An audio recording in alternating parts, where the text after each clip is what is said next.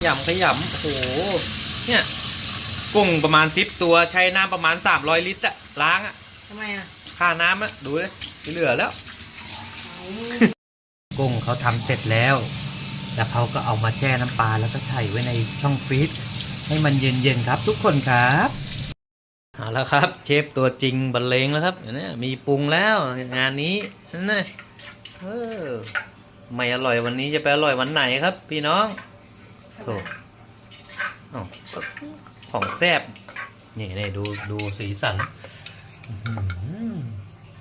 กลิ่นมะนาวพริก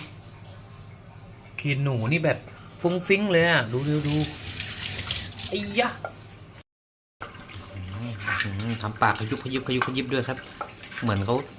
ไล่คาถาครับปากขยุบคุยกับแม่ซื้อเหรอคุยกับใครวะ